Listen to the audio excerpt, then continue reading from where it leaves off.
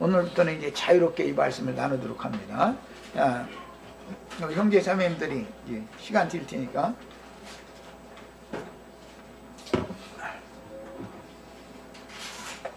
이제 다 저 말씀을 못 나눌 수도 있는데 주님께서 영감을 따라서 주신 것 따라서 말씀을 나눌 그런 부담으로 말씀을 나누는 겁니다. 지난번에 첫 시간 때는 히브리라는 말 때문에 그 말씀을 같이 나눴었습니다. 그래서 히브리서란 그 의미가 실제적인 히브리인들에게 말씀하시는 그런 하나님의 말씀을 지금 기록하고자 하는 목적에서 히브리서라는 말씀이 시작된 것인데, 그래서 히브리라는 말 뜻은 지난번에 말씀을 들었듯이 아브라함에게 맨 먼저 히브리인이라는 말씀을 창세기 보면은 가나안 땅에 거하는 사람들이 아브라함을 부를 때 히브리인이다, 그런 것을. 그래서 그 말씀을 잠깐만 보고 가시죠. 한 장만. 여러 군데 있는데 창세기 14장 13절만 보시죠.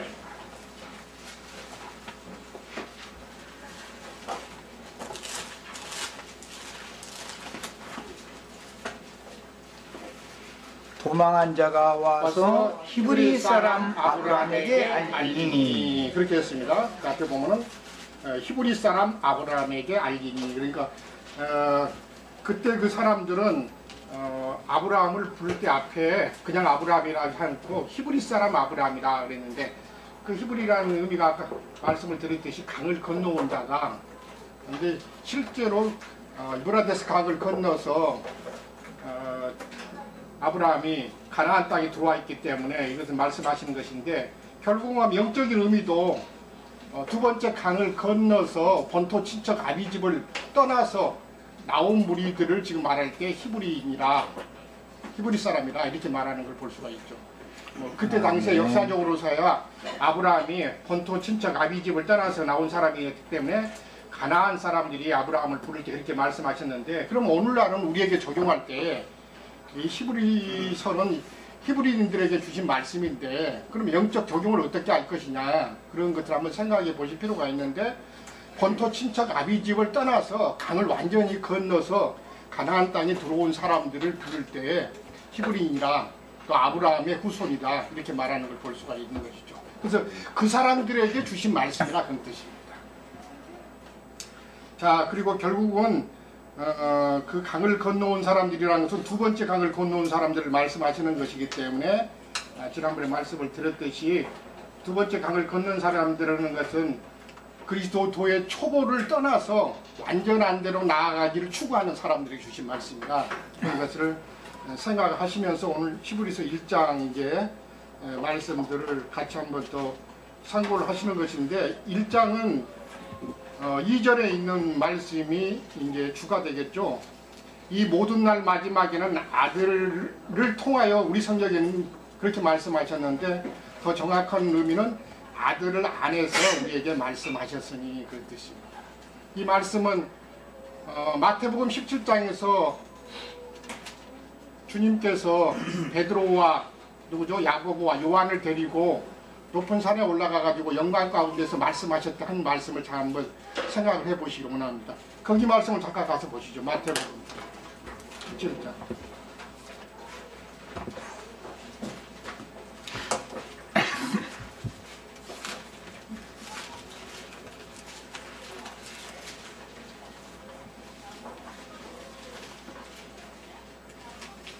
1절부터 8절까지 한 달락이니까 한번 보겠습니다. 엿새 후에 예수께서 베드로와 야고보와 그 형제 요한을 내리시고 따로 높은 산에 올라가셨더니 그들 앞에서 변형 되사 그들이 해같이 빛나며 옷이 빛과 같이 휘어졌더라. 그때 모세와 엘리야가 예수와 더불어 말하는 것이 그들에게 보이거늘 베드로가 예수께 여쭈어 이르되 주여 우리가 여기 있는 것이 좋사오니 만일 주께서 원하시면 내가 여기서 초막 셋을 짓되 하나는 주님을 위하여 하나는 모세 모세를 위하여 하나는 엘리야를 위하여 하리이다. 말할 때 후련히 빛난 구름이 그들을 덮으며 구름 속에서 소리가 나서 이르시되 이는 내 사랑하는 아들이요 내 기뻐하는 자니 너희는 그의 말을 들으라 하시느니라. 그 말씀을 잘 기억하시옵소요. 이는 내 사랑하는 아들이요 내 기뻐하는 자니 너희는 그 제자들은 다 그의 말을 들으라 하시느니라. 그는 누구를 말씀하시는 거예요? 예, 하나님의 아들이시로 말씀을 따라 이 땅에 보내심을 받았던 예수님, 그분의 말을 들으라 이렇게 말씀하시는 걸 볼 수가 있습니다. 그러니까 모세의 말이라든가 선지자의 말은 이미 지나간 말씀이기 때문에 지금 마지막 때에는, 이 마지막 날에는 아들 안에서 말씀하시는 것이기 때문에 오늘 히브리서의 말씀같이로 그 아들을 통해서 말씀하시는 말씀을 드려야 된다. 지금 이 말씀을 하시는 겁니다. 자, 6절부터 보시죠. 제자들이 듣고 엎드려 심히 두려워하니 예수께서 나와 그들에게 손을 내시며 이르시되 일어나라 두려워하지 말라 하시니 제자들이 눈을 들고 보매 오직 예수 외에는 아무도 보이지 아니하더라 그랬습니다. 그리고 그 4절에 보시면은 베드로가 이제 주님께 여쭤보면서 여기 있는 것이 좋다 그러면서 주님께서 만약에 원하시면 우리가 초막 셋을 짓겠다 이렇게 했는데 그러면 초막을 지으려면 몇 개를 지어야 되는 겁니까? 하나만 지어야지. 유일한 예수님을 위하여 하나만 지어야 되는 거죠. 그런데 이제 베드로는 잘 모르니까 엘리야를 위해도 하나 지어야 되고 모세를 위해도 하나 지어야 되고 이렇게 했는데 유일한 초막이라는 것은 장막을 말하는 것이기 때문에 유일한 교회라는 것은 주님의 교회밖에 없기 때문에 신약 안에서는 주님의 이름 안에서 그 이름 안으로 모여야 되고 그 이름 안에서 기업을 받는 것을 지금 말씀하시는 겁니다. 그렇기 때문에 그 전 시대에 선지자들 그 다음에 모세의 그 율법 시대에서는 모세와 선지자들의 통해서 말씀하셨지만 이 마지막 때에는 아들을 안에서 말씀하시는 것 때문에 아들의 말씀을 드려야 된다는 말씀을 지금 하시는 겁니다. 자, 히브리서 1장으로 다시 오시죠. 그렇기 때문에 지금 아들 안에서 우리에게 주신 말씀을 드려야만이 영생을 얻을 수 있고 구원을 얻을 수 있다는 말씀을 지금 히브리서 1장은 계속해서 하시는 것입니다. 결국은 이제 1장 부분은 주로 이제 그 아들의 말씀을 드려야 하는 이유들을 말씀하시는 것인데 이제 4절부터 말씀하시는 것은 그분이 천사들과 비교했는데 천사들보다 훨씬 더 뛰어남은 그 말씀을 하시고 그리고 나서 이제 후반부에 가서는 9절 보시면은 9절 보시죠. 끝부분 보시면은 주께 즐거움에 하나님이 즐거움의 기름을 주께 부어 주의 동류들보다 뛰어나게 하셨도다. 그렇게 뛰어나게 하셨도다. 그 다음에 4절은 천사들보다 훨씬 뛰어남은 이렇게 했습니다. 그래서 천사들과 비교하고 주의 동류들과 비교해도 주의 이름은 훨씬 더 뛰어나기 때문에 비교가 할 수 없는 것이기 때문에 주의 이름을 기업으로 얻는 것들을 신약 마지막 때에 모든 믿는 이들에게 히브리인들에게 기업으로 주시는 이야기를 지금 하시는 것입니다. 어떤 기업을 주시냐? 주님의 이름 안에서 함께 기업을 얻는 것, 상속을 얻게 하시는 것이 하나님의 뜻이라는 것을 지금 말씀하시는 것입니다. 그 더욱 아름다운 이름, 그것이 오늘 1장에서의 그 중점이라 할 수 있겠습니다. 왜냐하면 무엇을 우리가 상속으로 받을 것이냐. 그런데 주님의 그 뛰어난 이름을 기업으로 얻는 이야기를 지금 1장에서 하시는데 앞에 3절까지는 이제 서론적인 말씀을 하시고 4절부터는 이제 그러면 무엇과 비교가 될 것이냐. 천사들의 이름과 비교가 되고 주의 동료들이라고 하면 누구를 말씀하시는 거였어요? 모세와 엘리야. 네, 모세와 아까 말씀을 드렸듯이 모세와 엘리다와 그 다음에 신약에는 다른 모든 주를 믿는 사람들 그런 사람들보다 훨씬 더 그분의 이름이 뛰어나기 때문에 다른 이름으로는 기업을 얻을 수 없고 주의 이름 안에서 함께 상속을 그 이름을 기업으로 얻는 것을 지금 말씀하시는 것입니다. 아멘. 자, 이제 3절, 그래서 이 2절 보시면은 이 모든 날 마지막이라는 것은 다른 성경에는 말세 이렇게 마지막 있고 마지막 날들, 말세를 말씀하셨는데 성경에는 말세란 말이 참 많이 나오죠. 몇 개 나옵니다. 몇 번에. 근데 오늘날도 이 많은 사람들이 말세지말 해가지고 종말론을 주장해서 많은 사람들을 호도하고 있는데, 마지막 때라는 것은, 말세라는 것은 언제부터 어디까지 말씀하시는 거예요? 우리 현지 장로님들은 다 아실 것 같아. 여기 마지막 날에는 있는데 모든 날 마지막에는 언제부터 어디까지 말씀하시는 거예요? 주님이 오셔서 말씀하실 때부터 이방의 충만이 채워져서 예, 교회의 마지막 추수가 되어질 때까지를 예. 말세라고 그러는 거예요. 주님이 오셔가지고부터 교회의 마지막 시기까지 이 말세, 성경에는 여기서는 이 모든 날 마지막 그랬는데, 고린도전서라든가 베드로전서에는 두 번씩이나 말세란 말이 나오고 야고보서에도 나온 말씀입니다. 거기는 말세라는 말로 말씀했어요. 자, 아들을 안에서 우리에게 말씀하시는 이유를 이제 말씀하셨고, 이 아들을 만유의 상속자로 세우셨다 그랬는데, 그리고 결국은 주님과 함께 우리 자신들도 상속자가 되기 위해서 그런 거죠. 예.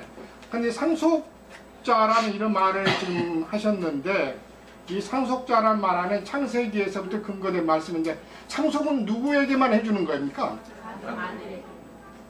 아들이 여러 명인데도 다 해주는 겁니까? 아니면 장자에게만 해주는 겁니까?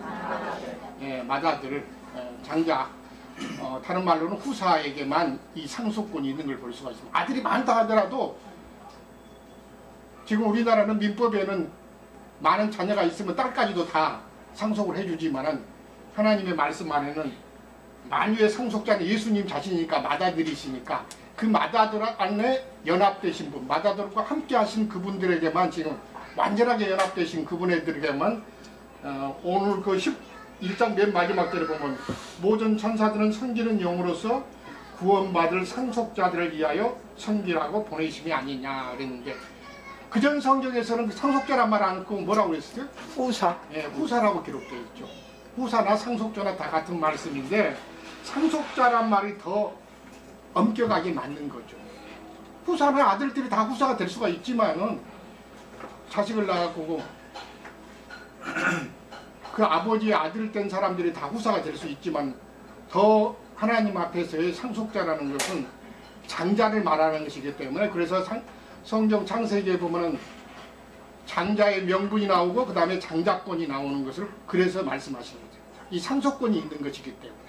아멘. 결국은 히브리서는 누가 이 맏아들이신 상속권을 가지고 계신 예수님과 연합되어 가지고 함께 상속자가 될 것인가를 다루는 말씀이 히브리서의 중점이라고 할 수가 있겠죠. 그렇죠? 아멘. 이기는 자를 다루는 것이기 때문에, 계시록에서는 우리가 지금 계시록 하고 있는데, 이기는 자들, 거룩한 성에 들어간 무리들을 상속자라고 지금 말씀하시는 것이기 때문에, 계시록에서는 이기는 자들을 다루고 히브리서는 상속자들을 다루는 것인데, 상속자들은 히브리서 11장에 가서는 아브라함의 믿음을 자치를 따르는 모든 믿는 이들은 한 성을 예비하셨는데, 그 한 성에 들어가기를 소망했다.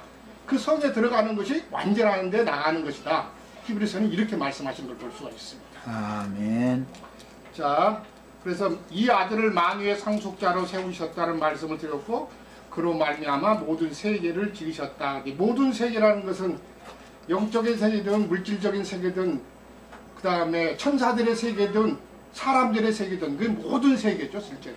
아멘. 만유를 다 지으신 분을 지금 그분으로 통해서 모든 세계를 지으셨다. 천사들의 세계, 사람들의 세계, 또 귀신들의 세계, 악한 영들의 세계, 그럴 뿐만 아니라 또 사람들 세계도 만유를 전체를 다 지으신 것을 지금 말씀하시기 때문에, 그분을 그래서 창조자다 이렇게 부르신 것을 지금 말씀하신 겁니다. 3절을 이제 좀 넘어가서 보겠습니다. 그러면서 이분은 하나님의 영광의 광채시다 그랬습니다. 영광의 광채 이렇게 말씀하시면 영광을 드러내신 분을 지금 말씀하시는 것이기 때문에 하나님의 영광. 실제는 예수님이 이 땅에 오셔서 아무도 하나님을 본 자가 없었지만은, 본 분이 없었지만은, 하나님을 보이지 않는 하나님을 예수님이 이 땅에 사시면서 드러내 보이셨죠. 그래서 제자들도 아버지를 보기를 원했지만 뭐라고 그러셨어요? 빌립이 아버지를 보기를 원했는데 나를 보았으면 아버지를 보았거늘 어찌하여도 아버지를 보여달라 하느냐 이렇게 말씀하셨어요. 그러니까 예수님의 삶 자체가 실제는 하나님을 나타내는 삶이었다는 것을 지금 보여주고자 하는 것이죠. 그러면서 그 본체의 형상이시라 이렇게 말씀하시는데 형상이라는 것은 보이지 않는 영들의 세계를 지금 말씀하고자 하고 하나님의 신성한 성품의 어떠함을 지금 말씀하고자 했지만은 그 본체의 형상이시라 이렇게 말씀하시기 때문에 이것은 이제 골로새서에서도 나온 말씀입니다. 골로새서 아니라 고린도후서였죠. 고린도후서, 골로새서 잠깐 보시죠. 골로새서부터.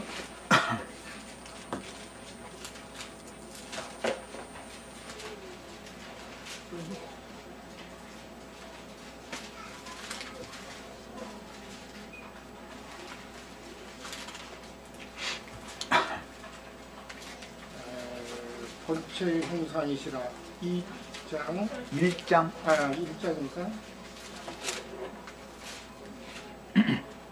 보이지 아니하시는 하나님의 형상이요. 14절 15절 14절 15절 두 절을 보시겠습니다. 그 아들 안에서 우리가 속량 곧 죄의 사함을 얻었도다. 그는 보이지 아니하는 하나님의 형상이시요 모든 피조물보다 먼저 나시니시니 이렇게 말씀하셨어요.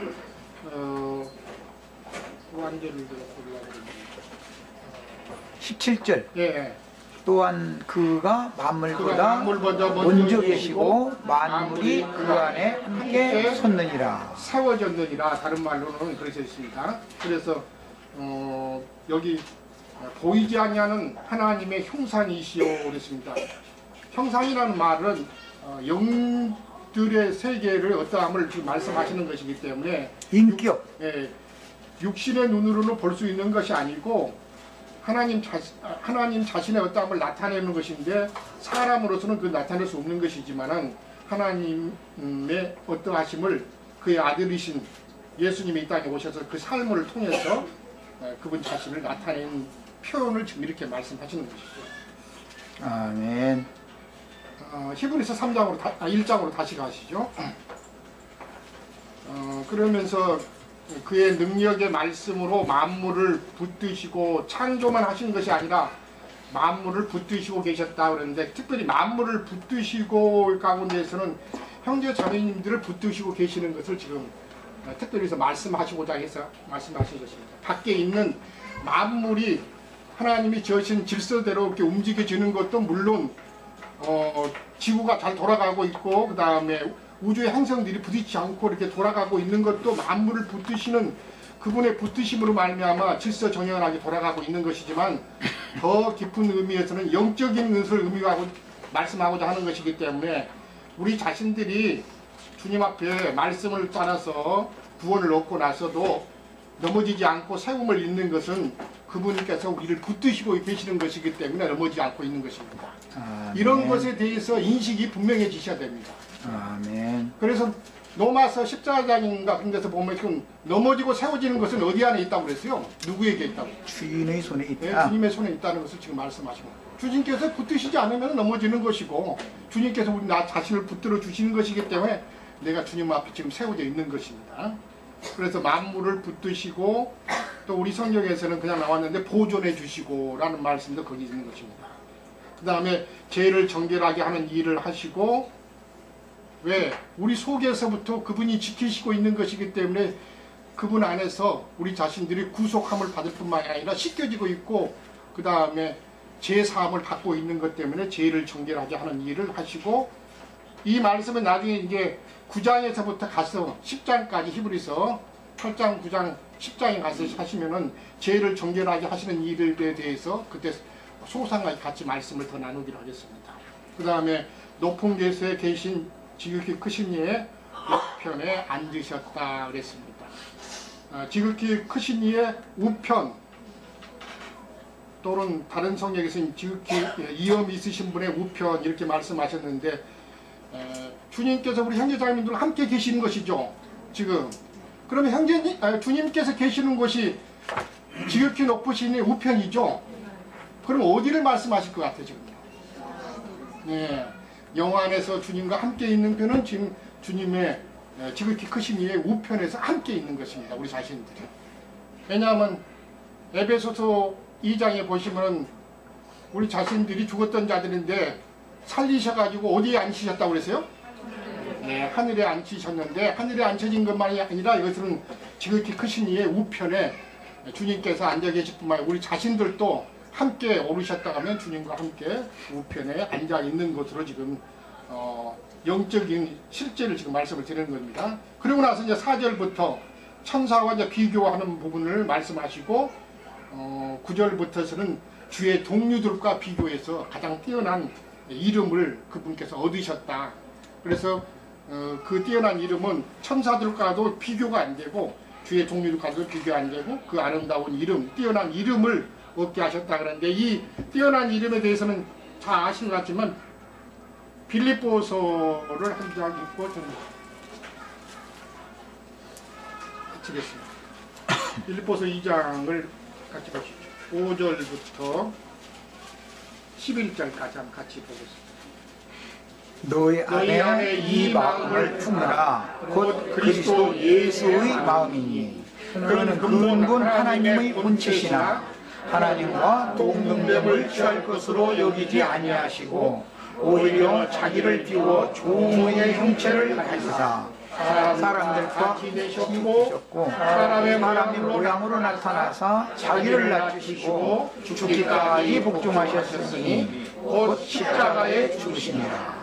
이름으로 하나님이 그를 지극히 높여 모든 이름 위에 뛰어난 이름을 주사. 거기 모든 이름 위에 뛰어난 이름을 우리 주님이 얻으셨다. 오늘 히브리서 1장 4절에 천사들과의 이름이 비교되는 이름이 거기 있습니다. 가장 뛰어난 이름을 주님이 얻으셨다 그랬습니다. 여기도 모든 이름 위에 뛰어난 이름을 주사. 하나님이 하늘에 있는 자들과 땅에 있는 자들과 땅 아래에 있는 자들로 모든 무릎을 예수의 이름에 꿇게 하시고, 그래서 예수의 이름에 꿇게 하셨다.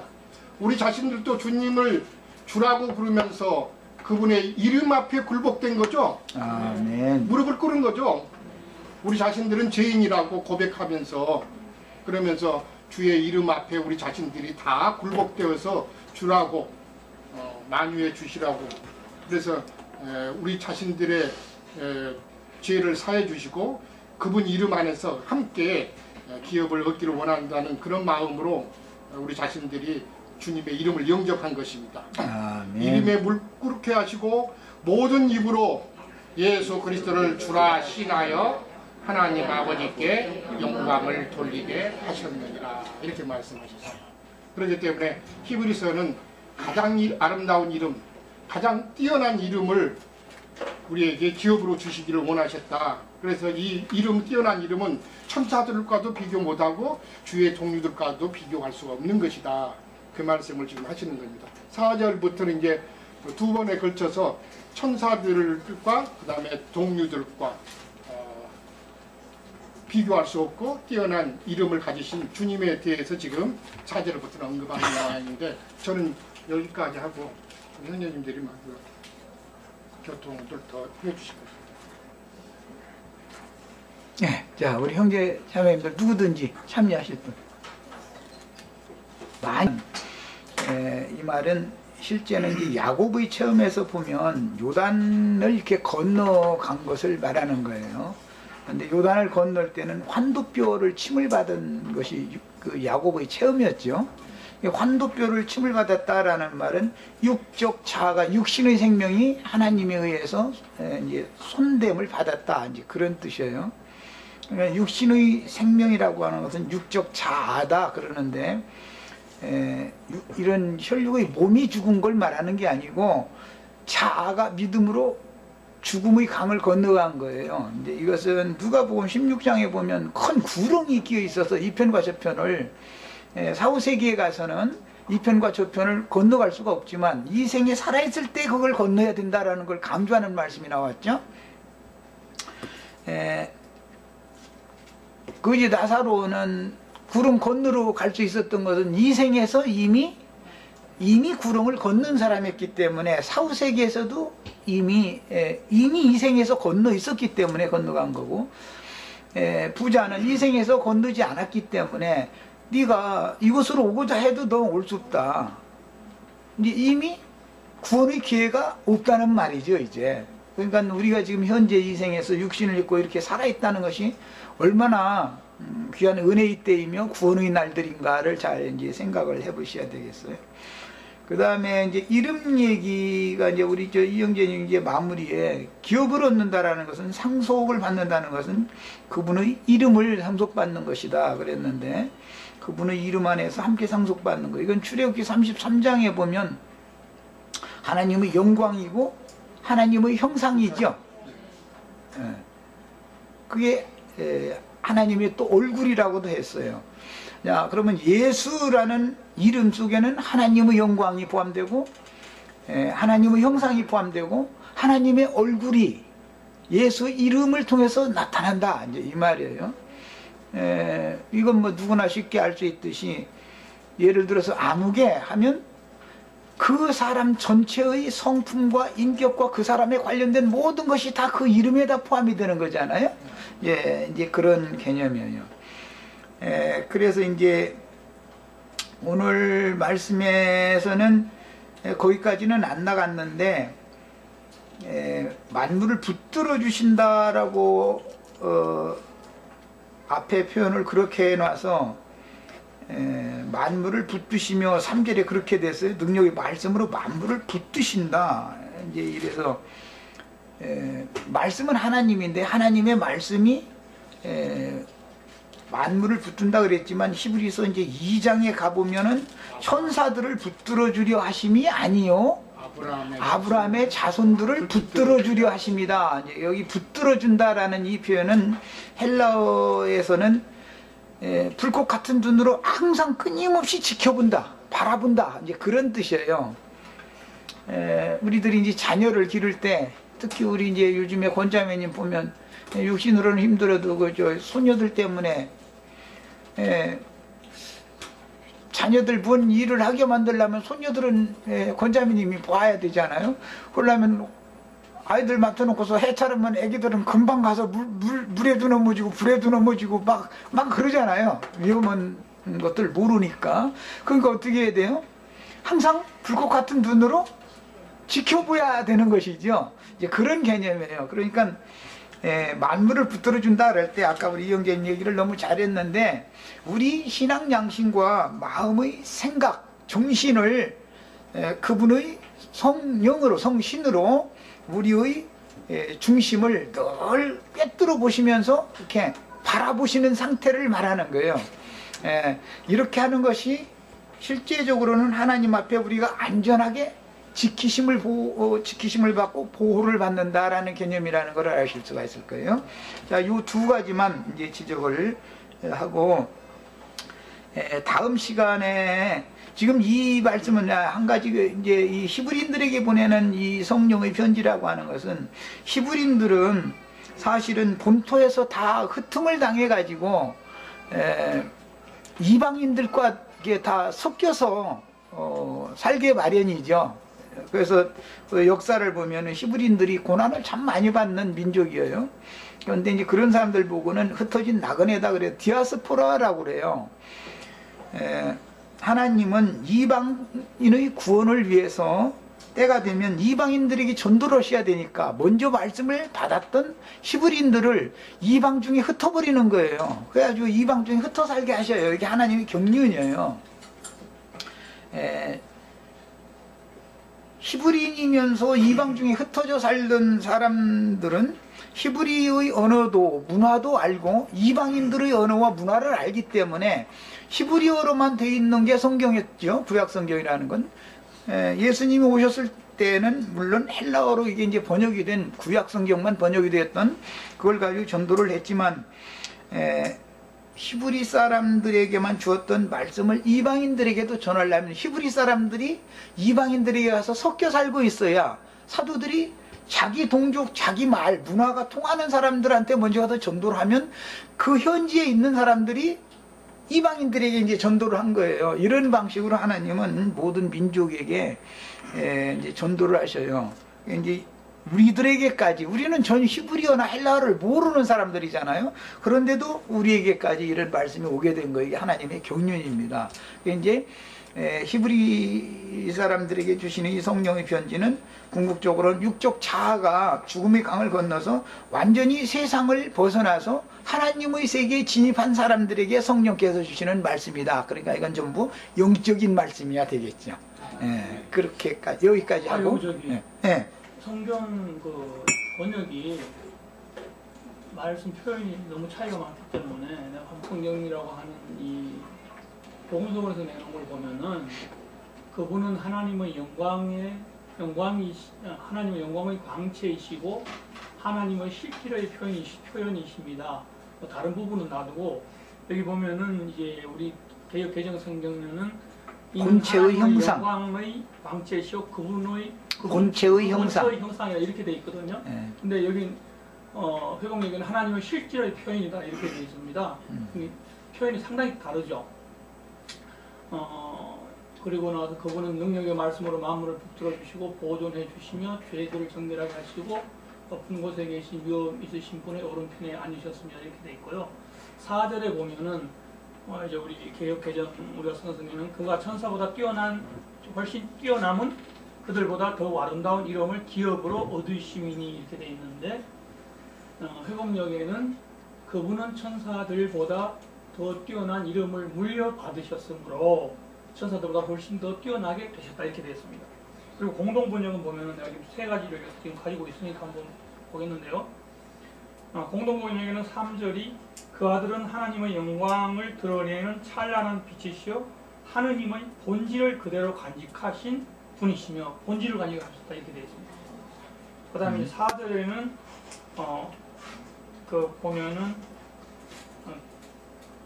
그 후에 이제 3절 이어가지고 그분은 인간의 죄를 깨끗하게 씻어 주셨고 지극히 높은 곳에 계신 전능하신 분의 오른편에 앉아 계십니다.